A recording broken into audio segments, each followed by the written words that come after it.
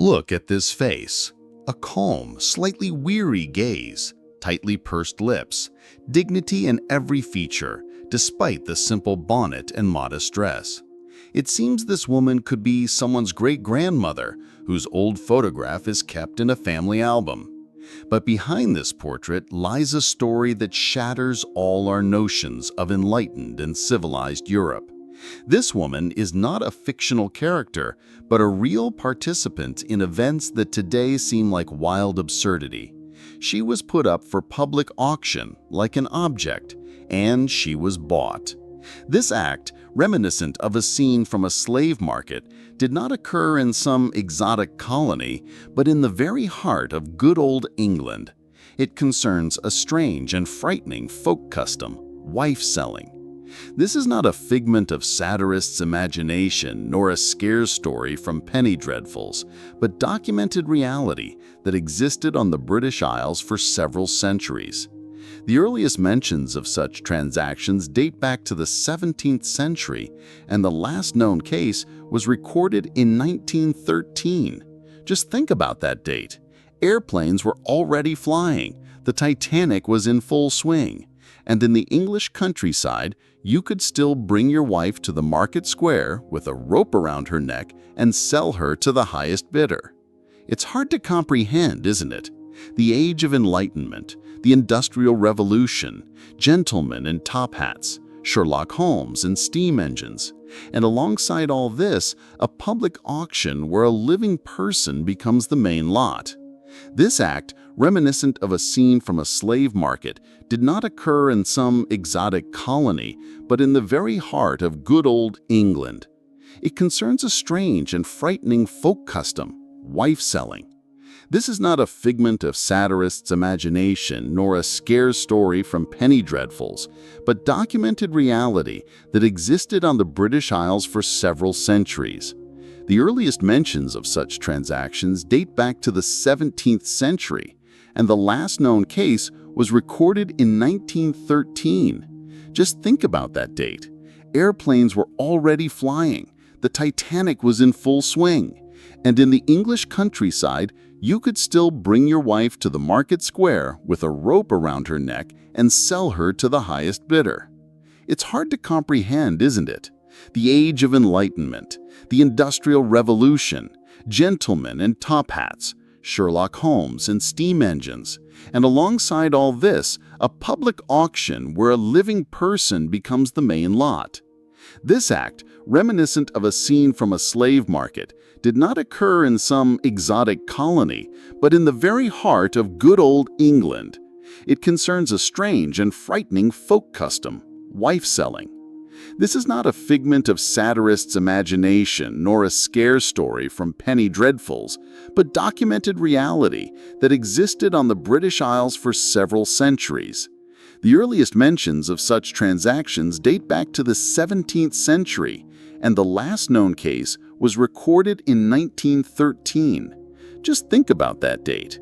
Airplanes were already flying, the Titanic was in full swing, and in the English countryside, you could still bring your wife to the market square with a rope around her neck and sell her to the highest bidder. Her fate is not merely an illustration of the wild customs of the past. It is an amazing drama about how the most humiliating fall can turn into an incredible rise, and how a mark of shame can become a ticket to another life. A story woven together with roughness and mercy, despair and hope, the cruelty of an entire era, and a sudden providence that changed absolutely everything. And to understand how such a thing could happen at all, we first need to immerse ourselves in that world where selling one's own wife was not considered a crime, but sometimes the only way out. So where did this seemingly barbaric ritual come from? It wasn't born from a sudden collective madness or the sadistic tendencies of an entire nation. This custom, like a poisonous ivy, entwined English society because it grew on the stony soil of total injustice. Its main root was the absolute unavailability of divorce. For the vast majority of England's population until the mid-19th century, Marriage dissolution was a procedure from the realm of fantasy, comparable in cost and complexity to building one's own palace. Marriage was seen as an unbreakable union, blessed in heaven, and only a special act of parliament could break these earthly bonds. Can you imagine what that meant in practice? It meant you had to hire expensive London lawyers, gather irrefutable evidence of marital infidelity, file a petition in the ecclesiastical court, then in the House of Lords, go through endless hearings and debates. The whole process could drag on for years and cost a fortune.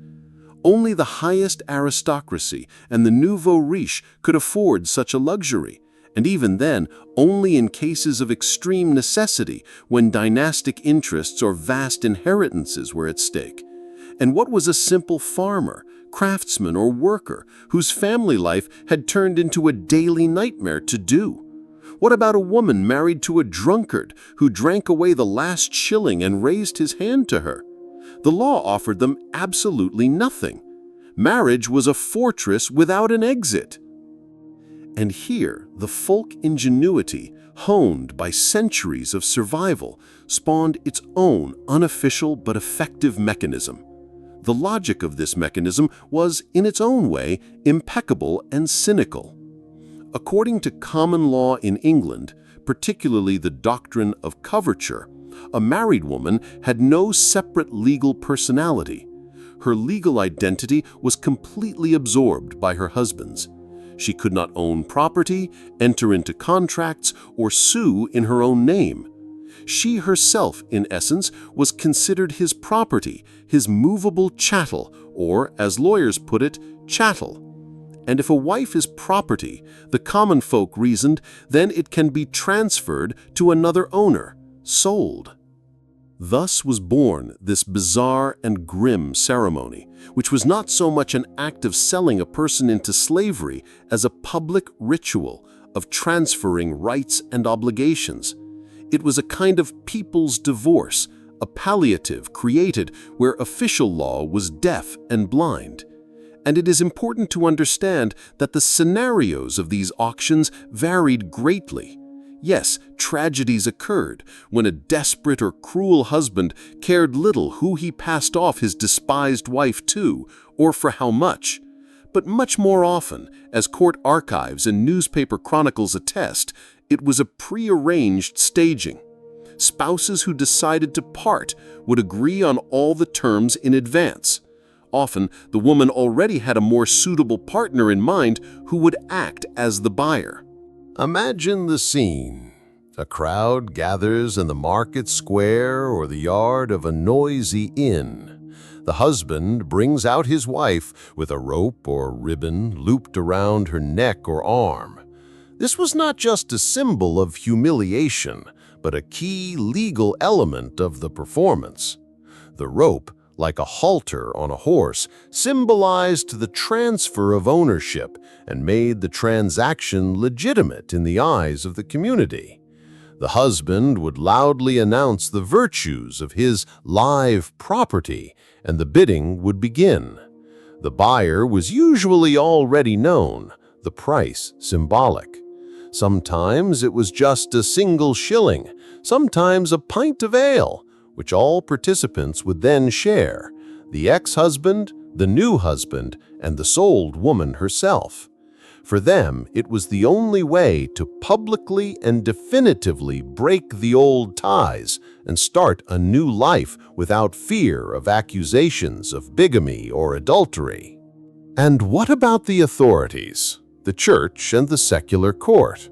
They were in a very delicate position. On one hand, this custom was absolutely illegal and contrary to all norms. On the other hand, it solved many social problems. Local authorities, especially in poor parishes, often turned a blind eye to these auctions and sometimes even tacitly encouraged them. Why? Out of pure pragmatism. A deserted or unhappy wife with children instantly became a burden to the local parish, which was obliged to support the poor through taxes. Workhouses were overcrowded, and the prospect of supporting another family pleased no one. The sale, however, shifted the responsibility for the woman and her offspring onto the buyer's shoulders. It was cruel, it was cynical, but from the perspective of the parish budget, effective. Thus, the ugly custom wove itself into the very fabric of social and economic life, becoming a grim but necessary compromise in a world where there was neither law nor choice for the poor. And to dispel any lingering doubts about the seriousness of this ritual, one last, perhaps most telling detail must be mentioned. The final touch, turning a social drama into a grotesque spectacle. The woman being sold was almost always fitted with a bridle or halter. Sometimes it was a simple rope, sometimes decorated with ribbons, and in some cases a real leather collar, usually used for livestock. This humiliating attribute was not just a whim of cruel husbands, but a key, arguably legal nail in the entire procedure. It served as undeniable visual proof that this was not just a domestic quarrel, but an act of property transfer. If a woman was property, like a horse or a cow, then she should be treated accordingly, so that no witness would have any doubt about the legality of what was happening within the framework of people's law. And so they lived. In a world where the official law was a cumbersome and expensive machine, accessible only to the chosen few, the people built their own parallel system of justice, a system ugly, cruel, but working in its own way. And English officials, from the village constable to the justice of the peace, demonstrated an amazing art of compromise, turning a blind eye to what was formerly a crime. They understood perfectly, banned this custom, and the fragile social balance in their parishes would collapse under the weight of poverty, abandoned families, and the unbearable expenses of workhouses. And in this cynical balance between law and survival, between Christian morality and economic expediency, existed hundreds and thousands of women whose fates were decided in market squares to the jingle of coins and the roar of the crowd. But let's leave general reasoning and return to the one from whose portrait we began this conversation. Because it is her story, like a bright flash, that illuminates this entire dark era and shows that even in the most hopeless darkness, miracles sometimes happen. Her name was Anne Wells. She was not an aristocrat or the daughter of a wealthy merchant. Her world was simple, narrow, and bleak.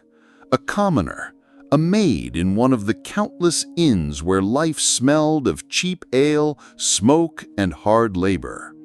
Her horizon was limited by the walls of the kitchen and the master's yard, and her future promised only one thing, an endless repetition of yesterday.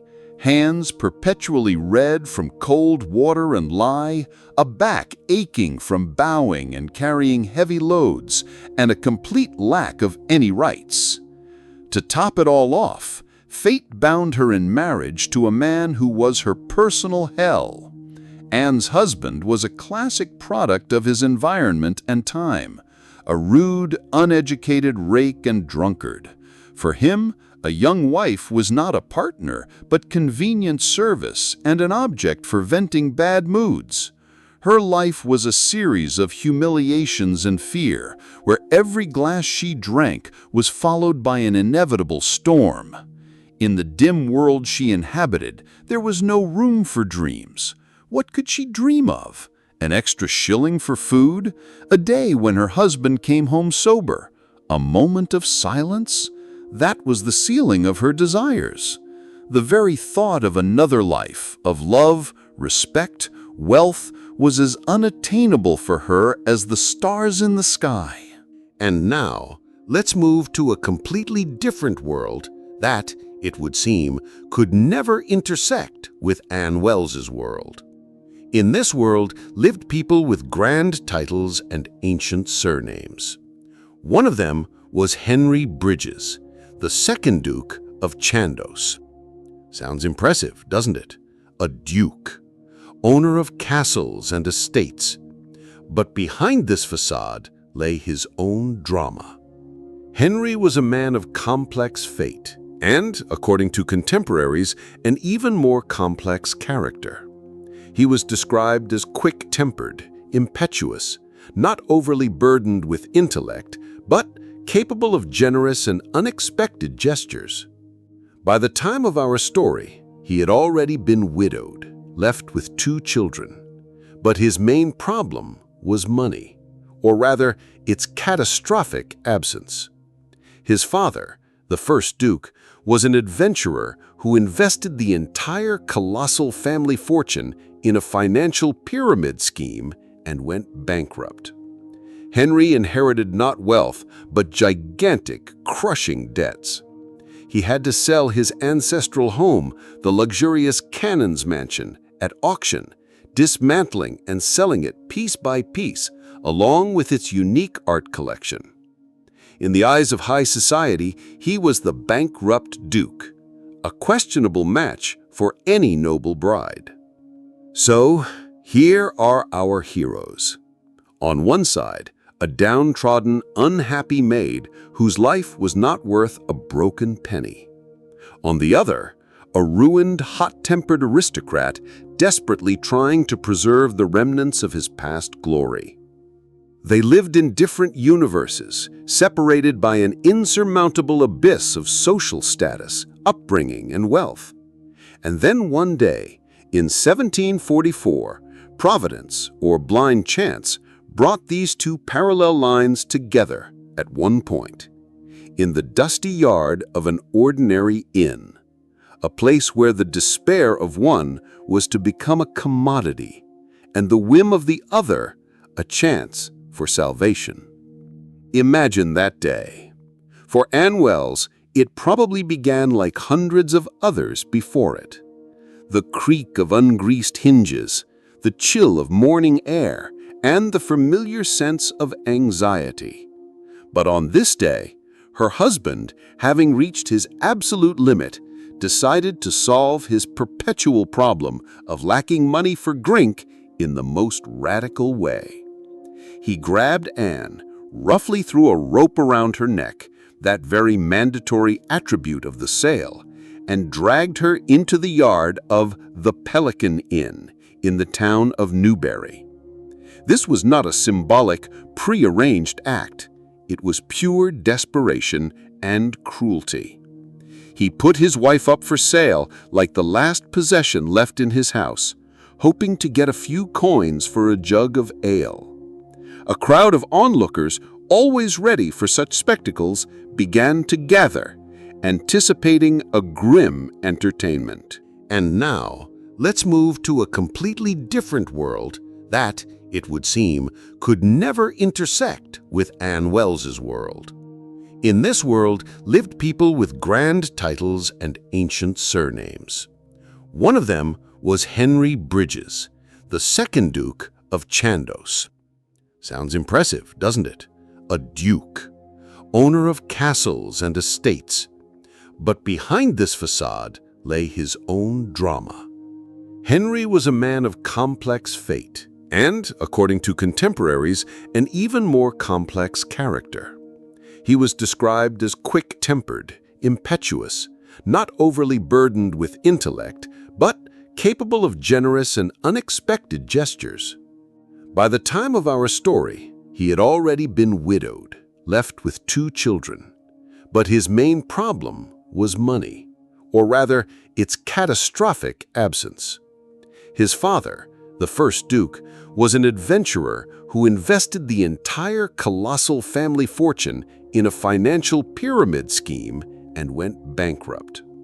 Henry inherited not wealth, but gigantic, crushing debts. He had to sell his ancestral home, the luxurious Cannon's mansion, at auction, dismantling and selling it piece by piece, along with its unique art collection. In the eyes of high society, he was the bankrupt duke, a questionable match for any noble bride. So, here are our heroes. On one side, a downtrodden, unhappy maid whose life was not worth a broken penny. On the other, a ruined, hot-tempered aristocrat desperately trying to preserve the remnants of his past glory. They lived in different universes, separated by an insurmountable abyss of social status, upbringing, and wealth. And then one day, in 1744, Providence, or blind chance, brought these two parallel lines together at one point, in the dusty yard of an ordinary inn, a place where the despair of one was to become a commodity, and the whim of the other a chance for salvation. Imagine that day. For Anne Wells, it probably began like hundreds of others before it.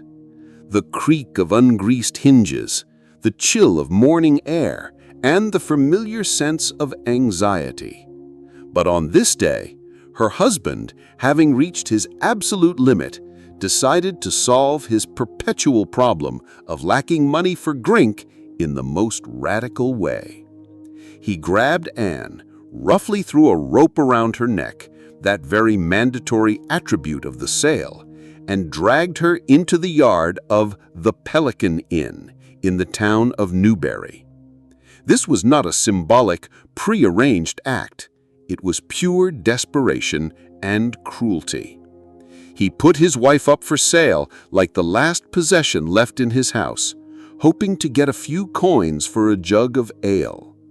A crowd of onlookers, always ready for such spectacles, began to gather, anticipating a grim entertainment. It was at this very moment that the wheel of fortune, which had until then only ground her life into gray dust, made an incredible, unthinkable turn.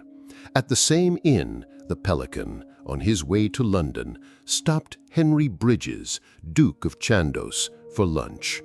He was sitting in the dining hall with his companion when the noise and excited shouts from the courtyard reached their ears. Intrigued, the Duke inquired from a servant what was happening. The answer was simple and laconic in English. "Sir, a man is selling his wife." For an aristocrat, even a ruined one, it was a curious, almost theatrical spectacle from the life of the common people. Driven by idle curiosity, he went out to witness this barbaric amusement. And what he saw changed everything. At an impromptu auction in the middle of the yard stood a young woman with a rope around her neck. But it was not her humiliating posture that struck the Duke, but her face. He saw something in her that pierced the thick layer of his aristocratic cynicism and hot temper. Two descriptions of this event have reached us, differing slightly in details, but similar in essence. They are like two different camera angles capturing the same scene. The first description, more dry and formal, was left by the Duke's companion, a direct witness to the events. He wrote that Duke Chandos, upon entering the yard, was struck by the beauty and surprising patient submission of the woman standing in the center of the crowd. There was no hysteria or malice in her eyes, only a quiet, dignified acceptance of her terrible fate. This image so moved the impetuous Duke that without a moment's hesitation he intervened in the bidding. He outbid the other buyers, threw a few coins to the drunkard husband, and announced that he was buying this woman. He simply saw something beautiful and wanted to possess it. It was an impulsive, almost capricious act of a wealthy man who suddenly decided to buy not a painting or a pedigreed horse, but a living soul. The second version of this story, recorded decades later in a magazine, adds even more drama and nobility to the scene. According to this version, the Duke, upon entering the yard, saw not just an auction, but a scene of brutal violence. The groom, for that is how the husband of Anne is called in this version, was beating his wife in front of an indifferent crowd. The Duke, known for his temper, could not stand aside. He immediately intervened, pulled the tormentor away, and, to save the woman from further beatings, literally bought her out for half a crown, a ridiculously small sum, but enough to settle the formalities. In this interpretation, the Duke's action is not a whim, but a chivalrous gesture, an act of salvation. He appears not just as a buyer, but as a protector, snatching a victim from the hands of a tyrant. Which of these versions is true? Was it love at first sight for a submissive beauty, or a noble impulse to save a downtrodden creature? We will never know for sure. Perhaps the truth, as is often the case, lies somewhere in between. It is likely that Henry Bridges was indeed impressed by both Anne's beauty and her tragic situation. His impulsive nature, which so often got him into trouble, this time played the role of Providence's instrument. He did what a more sensible and cautious person would hardly have done. He stepped over all social barriers, over the proprieties of his circle, and intervened in a dirty, base story from the life of the common people. He paid the money. Anne's husband, having received what he wanted, immediately disappeared into the nearest tavern, and Anne Wells, still with a rope around her neck, remained standing in the middle of the yard. The crowd of onlookers, having lost interest in the finished spectacle, also began to disperse, and in the ensuing silence, broken only by the snorting of horses and distant shouts from the market, she found herself face to face with her new owner for the first time. Imagine her state at that moment. It was not relief, it was shock, numbness, emptiness. Her whole life had been a series of predictable misfortunes, and she was accustomed to expecting the worst. What now? Where would they take her? To another but equally dirty and cold house? Force her to work until exhaustion? What would this aristocrat in an expensive coat who bought her on a whim do with her when his caprice passed? In her mind, broken by years of humiliation, there was no scenario where this day could end well. But the Duke did not utter a single rough word. He did not tug at the rope that was still a symbol of her enslaved state. Instead, according to accounts, he approached, silently and carefully removed the humiliating noose from her neck, and simply nodded towards his carriage. This simple gesture was the first push, the first glitch in her usual program of fear. She was not dragged like cattle. She was shown a direction. When the footman opened the carriage door for her, she must have frozen in indecision. She, a maid, accustomed to riding at best in a hay cart, was now to sit on a velvet seat next to the Duke. It was a violation of all conceivable laws of her universe. They likely spent the entire journey in silence. What could he say to her? What could she ask him? Between them lay not just silence, but an entire social chasm that seemed impossible to bridge. He, an aristocrat; she, a bought commoner. Any word could sound false or inappropriate. The arrival at his estate, even temporarily and modestly by ducal standards, must have been a second shock for her.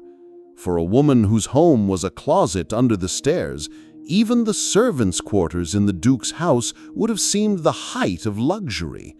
But they did not take her there. They led her to the guest quarters. They brought her hot water for a bath, an unheard-of luxury for a person of her station. They gave her clean, soft clothes made of fine linen, not coarse, prickly wool. Every object she touched, the smooth wood of the polished table, the coolness of the porcelain cup, the softness of the feather bed, was from another, unfamiliar and magical world. It was not just a change of scenery, it was a physical, tangible rupture with her past felt on the skin. For the first time in many years, her body did not suffer from cold, hunger, or beatings. This simple physical well-being was so unfamiliar that it could be as frightening as her previous misfortunes. But Henry Bridges went far beyond mere provision of comfort. He realized that he had impulsively acquired not a toy, but a living person, and in him, beyond whim, something else awakened: responsibility, curiosity, and perhaps a burgeoning feeling. He saw in Anne not only beauty, but also natural intelligence and dignity, unbroken even by the most terrible humiliations. And he made a decision that definitively elevates this story from an anecdote to a great romantic drama. He decided to educate her. The Duke hired teachers for the former maid. Just imagine the picture. A woman who would spend her life washing floors was now being taught to speak correctly, move gracefully, hold her back straight, use cutlery she had never seen before. She was taught to read and write, not just at a basic level, but as was customary in educated society. Perhaps she was even taught music or dancing. This process was undoubtedly agonizingly difficult for both sides. For Anne, it was a daily struggle with her own habits, with the ingrained sense of inferiority. Every new word, every etiquette lesson was a conquest of a new peak for her. For the Duke, it was a test of patience. His hot temper surely made itself known. But the fact that he did not abandon this undertaking speaks volumes. He invested not only money, but also time and emotional energy in her. He was not simply molding her into a lady of society in his own image. He was giving her the tools to become a personality, equal to him not by birth, but by spirit. And during these lessons, in these daily efforts, a true miracle began to happen between them. The wall between owner and property crumbled. He discovered in her an amazing capacity for learning and an inner strength. She discovered in him, behind the mask of a hot-tempered aristocrat, a kindness, care, and respect she had never seen in her life. Their relationship ceased to be a transaction and turned into a dialogue. And the culmination of this incredible transformation was his final, boldest decision. Henry Bridges, the second Duke of Chandos, decided to marry her. Not to make her his mistress, which would have been logical and understandable for society at that time, but to actually marry her, making her his legal wife. This step was a true social suicide.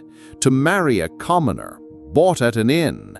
It was a scandal, a challenge to all of high society, a spit in the face of all aristocratic conventions.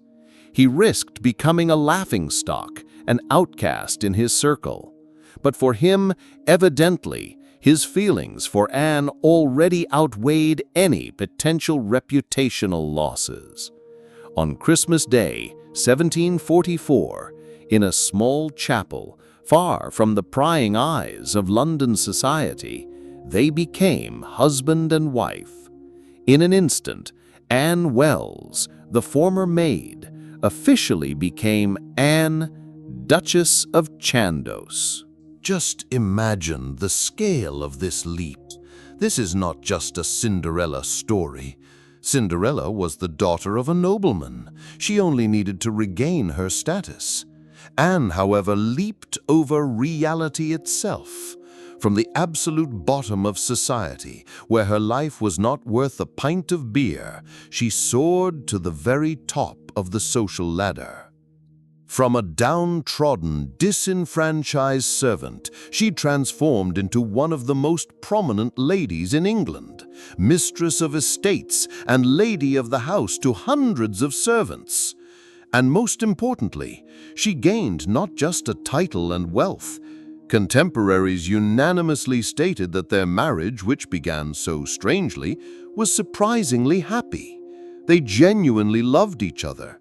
He found a quiet harbor for his turbulent nature in her, and she, in him, found a protector and the only person who saw her not as an object, but as a woman. The second version of her story says that in her twilight years, while bidding farewell to life, she gathered all her household, told them her incredible story, and concluded it with words about boundless trust in Providence.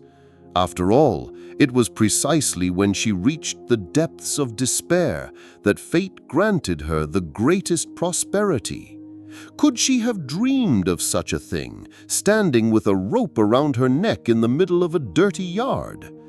Of course not. It would have been madness.